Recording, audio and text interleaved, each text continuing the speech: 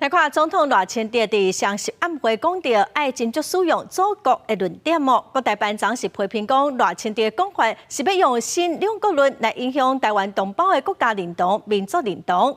另外，美国国务院亚太助卿孔达嘛，搁再强调讲，美国一中政策无改变。伫这份咱国防部智库头一届公开发表的民调是显示讲，大多数的台湾民众无认为美国会直接来协防台湾。 总统赖清德进前提出祖国论，引起国际高度的关注。中国国台办说晚3天才回应，批评相关的论述伫咧推销新两国论，并且派出12架次的中国军机、8架次的中国军舰，加1架次的公务船来扰乱台湾。我们身在这个土地，大家都是中华民国人。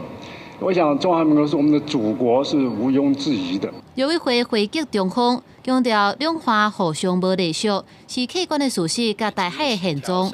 也拿美国国务院亚太助卿康达是重新强调讲，美国的一中政策无变，台海和平稳定是美国根本的利益。 美方对台湾依次战略无清楚，也拿咱国防部智库国防院头一届公开发表的民调当中，也显示大部分的台湾民众无认为美国会直接协防台湾。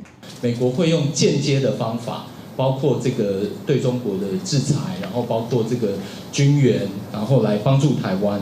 但是呢，对于美国直接介入台海的一个军事冲突呢，台湾民众。 在这个民意调查上面显示的结果是看起来是有一点保留的。在台湾面对的安全挑战上，有63.9%的人认为讲，中国的领土野心是严重威胁。不过，敢若2成4的民众认为解放军可能在5年内侵入台湾，6成1的民众是认为无可能。不过，若中国武力犯台，有67.8%愿意保卫台湾。也若对国军防卫能力的部分。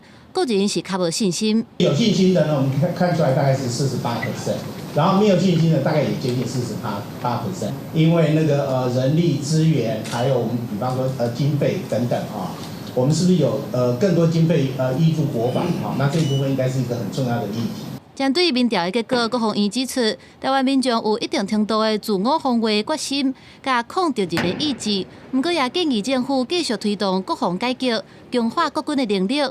并且在认为无牵连到机密敏感的状况之下，会当互民众了解有名斗相共的情形。记者综合报道。